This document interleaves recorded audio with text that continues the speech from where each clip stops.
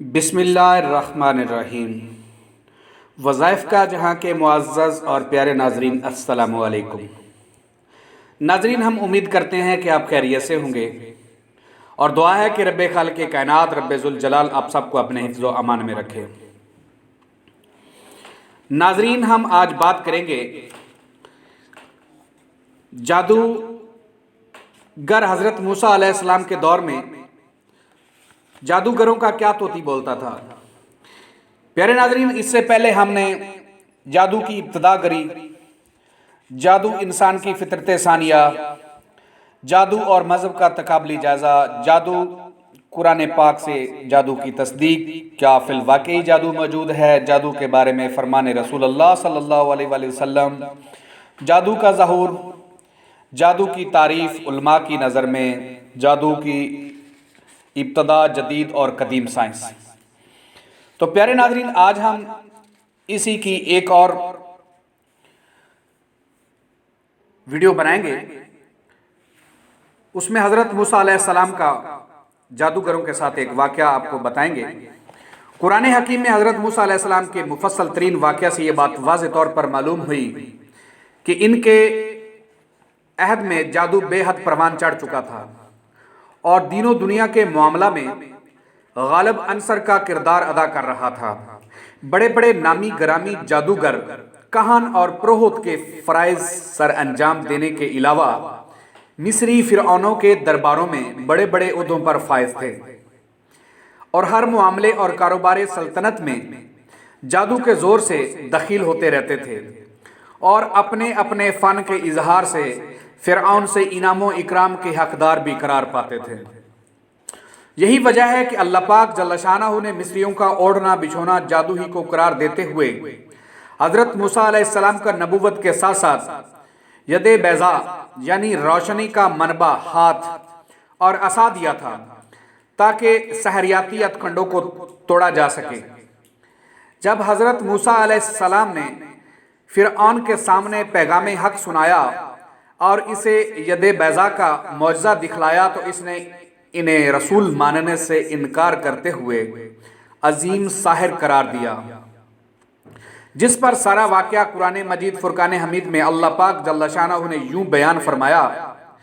فرعون نے کہا، اگر تیرے پاس واقعی کوئی نشان ہے اور تو سچوں میں سے ہے تو نشان دکھا۔ پس حضرت موسیٰ علیہ السلام نے اپنا عصا پھینکا اور شان الہی سے وہ سانپ بن گیا اور صاف نظر آنے لگا۔ پھر موسیٰ علیہ السلام نے اپنا ہاتھ نکالا اور وہ دیکھنے والوں کے سامنے بالکل سفید اور مانند سورج چمکنے لگا۔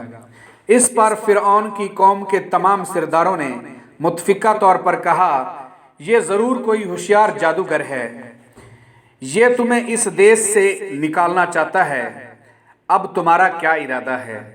اس پر فرعون نے اپنے عمائدین دربار کے مشورہ سے یہ طے کیا اور موسیٰ علیہ السلام اور اس کے بھائی ہارون علیہ السلام سے تھوڑی سی مہلت مانگی اور پورے ملک سے ہوشیار اور قابل جادوگروں کو بلانے کا حکم صادر کیا، جس پر ملک بھر سے ہوشیار اور اپنے فن میں یکتا، جو اپنے آپ کو بڑا کہتے تھے کہ ہم جادو کے کنگ ہیں، ان کو بلایا۔ انہوں نے اپنے اپنے ایسے لوگ، ایسے جادوگر جو اپنے اپنے فن میں یکتا جادوگر اس کے دربار میں پہنچ گئے۔ جادوگروں اور فرعون کے درمیان مکالمہ ہوا۔ جادوگر، اگر ہم موسیٰ پر غالب آ گئے تو کیا ہمیں صلہ لازماً ملے گا؟ فرعون نے کہا، ہاں، صلہ ضرور پاؤ گے اور میرے مقربوں میں سے ہو جاؤ گے۔ جادوگروں نے کہا، اے موسیٰ، تم پہلے کچھ پھینکو یا پھر ہم پہلے پھینکیں؟ موسیٰ علیہ السلام نے جواب دیا، تم ہی پھینکو۔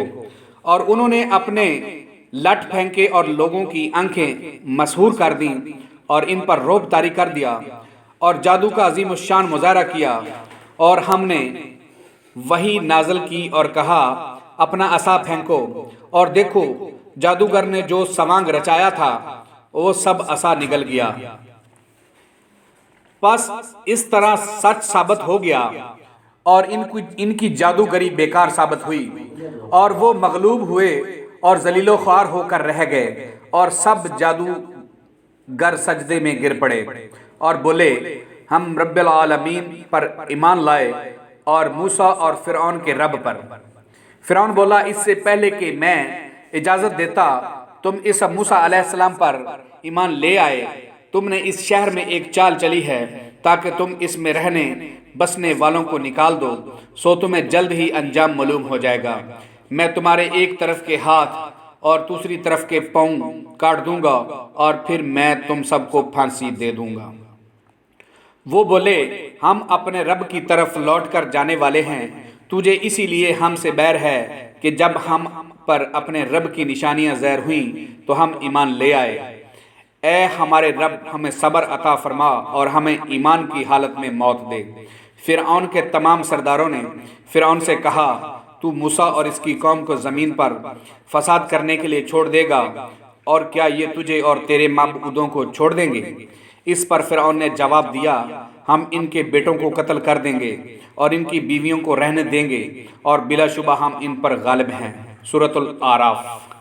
اس ایک واقعہ سے یہ بات بیان طور پر واضح ہو گئی کہ اس زمانے میں مصر میں جادوگری کا زور کس قدر عروج پر تھا اور لوگوں کے اذہان اس سے کس قدر مرعوب ہو چکے تھے۔ لوگوں کے ذہنوں میں جادو رچ بس چکا تھا کہ وہ حضرت موسیٰ علیہ السلام کے واضح معجزات کو بھی جادو سے تشبیہ دے رہے تھے، اور وہ قرآن مجید فرقان حمید کے ارشاد کے مطابق حضرت موسیٰ علیہ السلام سے یہ بات صاف صاف کہہ رہے تھے تو جیسا چاہے معجزہ پیش کر، ہم پر جادو کر دے، لیکن ہم تجھے نہ مانیں گے۔ سورۃ الاعراف۔ اس الہامی واقعہ سے یہ نقطہ واضح طور پر سامنے آیا کہ جادو زمانہ قدیم کی کتنی بڑی حقیقت تھی اور لوگ کس بری طرح اس سے چمٹے ہوئے تھے۔ انہوں نے آئین فطرت کو سمجھنے کے لیے ناپائیدار، بے بنیاد، غیر معتبر اور ناقص پیمانے اور اصول وضع کیے تھے۔ تہمات و قیاسات کا سہارا لیا۔ لوگ اس بری طرح جادو کے متی تھے کہ بالآخر پوری قوم فرعون کو سمندر میں غرق ہونا پڑا۔ پیارے ناظرین، اس کے بعد جادو اور ہمارے پیارے آقا حضرت محمد صلی اللہ علیہ وآلہ وسلم کے بارے میں کچھ بات کرتے ہیں۔ اکثر ہمارے ہاں یہ کہاوت مشہور ہے کہ جب خدا کے رسول صلی اللہ علیہ وآلہ وسلم آقا امام الانبیاء مدینے والے جادو سے معاذ اللہ نہیں بچ سکے تو ہم کس شمار میں ہیں۔ اسی طرح دلی طور پر جادو کو اپنے اوپر محیط کر لیا جاتا ہے اور بلا وجہ ہر بات کو جادو سے تعبیر کر دیا جاتا ہے، لیکن کوئی بھی اس بات کا ادراک نہیں کرتا کہ اس معاملہ میں حقیقت احوال کیا ہے اور یہ کہ اس کا سیاق و سباق کیا ہے۔ سیاق و سباق یہ ہے کہ عرب معاشرہ میں اسلام سے پیشتر جادو اس قدر ترقی کر چکا تھا اور لوگوں کے روزمرہ کے معمولات میں رچ بس چکا تھا کہ حضور سرور کائنات صلی اللہ علیہ وآلہ وسلم آقا امام الانبیاء کی آمد و بعثت اور معجزات نے جادوگروں کی جادوگری کو مات کرنا شروع کر دیا تھا۔ ناظرین، اور ان کے جھوٹ کا پول اور ان کی قدر افزائی میں روز افزوں ہر گزرتے دن کے ساتھ کمی ہوتی جا رہی تھی، چونکہ حضور اکرم صلی اللہ علیہ وآلہ وسلم آقا امام الانبیاء کی بعثت سے قبل یہودیوں کا فن جادوگری میں طوطی بولتا تھا، اور وہ جو کہتے لوگ بے چون چراں ان کی بات کو حق تسلیم کرتے تھے۔ ایسے میں اسلام ایک حقیقت بن کر ابھرا اور اس کی وجہ سے ان یہودیوں کا کاروبار حیات بے حد متاثر ہوا اور پورے معاشرہ میں مسلمان دن بدن پھیلنے پھولنے لگے، جس سے ان کو بے حد ذہنی صدمہ پہنچا۔ انہوں نے حضور سرور کائنات صلی اللہ علیہ وسلم آقا امام الانبیاء کے معجزات اعمال کو جادوگری سے موسوم کرنا شروع کر دیا تاکہ لوگ معاذ اللہ آپ صلی اللہ علیہ وسلم آقا امام الانبیاء سے بدظن ہو جائیں اور آپ صلی اللہ علیہ وسلم آقا امام الانبیاء کی تعلیمات نہ پھیلنے پائیں اور اسی طرح تبلیغ اسلام کا کام رک جائے۔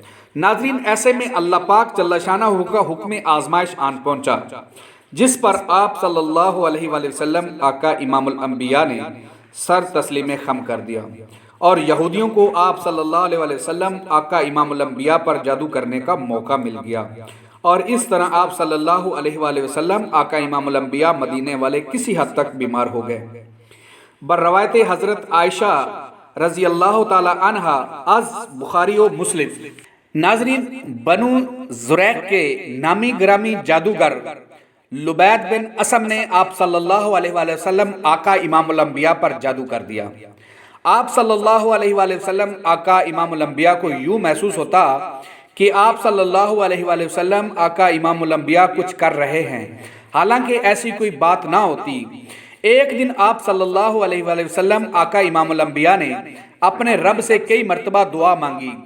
پھر حضرت عائشہ رضی اللہ تعالی عنہ سے فرمایا، اے عائشہ، کیا تم جانتی ہو کہ میں نے اللہ پاک جل شانہ سے جس معاملے میں دعا مانگی ہے اس نے میری دعا کو قبول کر لیا ہے۔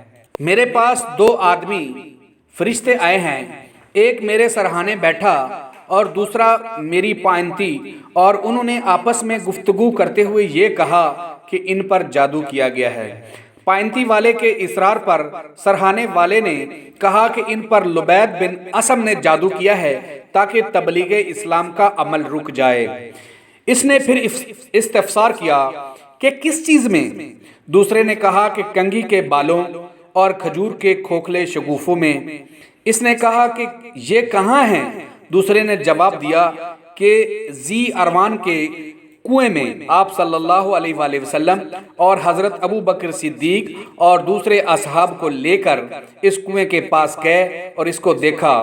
آپ صلی اللہ علیہ وآلہ وسلم آقا امام الانبیاء نے فرمایا، اے عائشہ، اس کنویں کا پانی ایسا معلوم ہوتا ہے کہ اس میں مہندی کی آمیزش ہو، اس کے کھجور کا درخت ایسے لگتا ہے کہ گویا شیطانوں کے سر ہوں۔ حضرت عائشہ رضی اللہ تعالیٰ عنہ کہتی ہیں کہ میں نے آپ صلی اللہ علیہ وآلہ وسلم آقا امام الانبیاء نے آپ کو، حضرت عائشہ رضی اللہ تعالیٰ عنہ کہتی ہیں میں نے کہا آپ صلی اللہ علیہ وآلہ وسلم نے اس کو بال اور کھجور کے شگوفے کو جس میں جادو کیا گیا تھا کیوں نہیں جلا ڈالا؟ آپ صلی اللہ علیہ وآلہ وسلم آقا امام الانبیاء نے فرمایا، مجھے تو اللہ پاک جل شانہ نے شفا دے دی، میں نے مناسب نہیں سمجھا کہ لوگوں کو فتنوں میں مبتلا کر دوں، اس لیے اس کو دفن کرا دیا۔ بعض روایات کے مطابق آپ صلی اللہ علیہ وآلہ وسلم آقا امام الانبیاء اس جادوگر کے پاس گئے اور پوچھا کہ کیا تم نے مجھ پر جادو کیا تھا؟ تو اس نے ہاں میں جواب دیا۔ اس پر آپ صلی اللہ علیہ وآلہ وسلم آقا امام الانبیاء نے فرمایا، اگر میں تم میں سے کسی پر جادو کر دوں تو کیا تم کروا لو گے؟ اس نے کہا، جو ایسا کرے گا ہم اس کا کیا ہوا جادو واپس اسی پر پلٹ دیں گے۔ اس پر آپ صلی اللہ علیہ وآلہ وسلم آقا امام الانبیاء نے فرمایا، تمہاری نگاہ میں جادوگر، شعبدے باز یا مردان غیب میں سے ہوں، لیکن میں نے ایسا کچھ بھی نہیں کیا جس سے تمہارا جادو تم پر واپس پلٹ جائے اور تمہیں نقصان بھی پہنچے، حالانکہ تم نے میرے اوپر جادو کے ذریعے مجھے نقصان پہنچایا، لیکن میری طرف سے کوئی بھی ایسا کام نہیں ہوا۔ اب بھی تم مجھے پیغمبر حق نہ مانو تو تمہاری مرضی ہے۔ اور آپ صلی اللہ علیہ وآلہ وسلم آقا امام الانبیاء واپس تشریف لے آئے۔ اگر بنظر غائر اس واقعہ پر نگاہ ڈالی جائے تو یہ حقیقت بین طور پر سامنے آتی ہے کہ رضائے الہی کے تحت حضور سرور کائنات صلی اللہ علیہ وآلہ وسلم آقا امام الانبیاء کو راہ حق سے باز رکھنے کے لیے یہ جرم لبید بن اسم سے سرزد ہوا، وگرنہ دنیا کی کوئی طاقت اللہ کے پیارے رسول آقا امام الانبیاء، آقا مدینے والے اور محبوب پر کسی بھی طرح کا جادو ٹوٹکا نہیں آزما سکتی، اور نہ ہی سرے سے کائنات میں پیدا ہوئی ہے، کیونکہ یہ نام ایک ایسا نام کائنات میں ہے جس کے طفیل سے پیغمبروں اور نبیوں کی توبہ نہ صرف قبول ہوئی ہے بلکہ جس سے کائنات کے ہر مرض میں شفا کاملہ ملتی ہے، اور جادو ٹونے اپنی حقیقت احوال کھو دیتے ہیں، آسیب اور جنات بھاگ جاتے ہیں، شیطان ابلیس جس سے پناہ مانگتا ہے، اور گمراہی و ضلالت اپنے ہی سمندر میں غرق ہو کر معدوم ہو جاتی ہے۔ پیارے ناظرین، ہم نے آپ کی خدمت میں حضرت موسیٰ علیہ السلام کا واقعہ جو سورت قرآن مجید فرقان حمید کی سورت الاعراف میں ہے وہ آپ کی خدمت میں گوش گزار کیا۔ اس کے علاوہ ہم نے آپ کی خدمت میں آقا حضرت محمد صلی اللہ علیہ وآلہ وسلم امام الانبیاء کا واقعہ کہ کس طرح خبیث جادوگر لبید بن اسم نے آپ صلی اللہ علیہ وآلہ وسلم پر جادو کا جرم کیا۔ تو پیارے ناظرین، یہاں پہ ایک بات واضح ہے کہ دنیا کی کوئی طاقت ہمارے پیارے نبی حضرت محمد صلی اللہ علیہ وآلہ وسلم پر نعوذ باللہ ان کو نہ کوئی نقصان پہنچا سکتی ہے، نہ کوئی ان پر جادو کر سکتا ہے۔ تو پیارے ناظرین، جادو دنیا میں فی الوقت موجود ہے، لیکن آج کل کچھ زیادہ ہی وہ دور واپس آتا جا رہا ہے جس طرح کہ ہمارے پیارے نبی حضرت محمد صلی اللہ علیہ وآلہ وسلم کی آمد سے پہلے عرب میں جادو مشہور تھا یا جادوگر مشہور تھے۔ آج بھی ہماری یہی حالت ہے کہ کوئی تھوڑا سا بیمار ہو جاتا ہے، ہم اتنے ضعیف الاعتقاد ہو چکے ہیں کہ اسے جادو سے منسوب کر دیتے ہیں جبکہ حقیقت احوال کو نہیں سمجھتے۔ تو پیارے ناظرین، میں آپ کی خدمت میں ایک بات عرض کرنا چاہوں گا کہ پیارے ناظرین، کوئی بھی بیماری ہوتی ہے تو اس کی تشخیص ضروری ہوتی ہے۔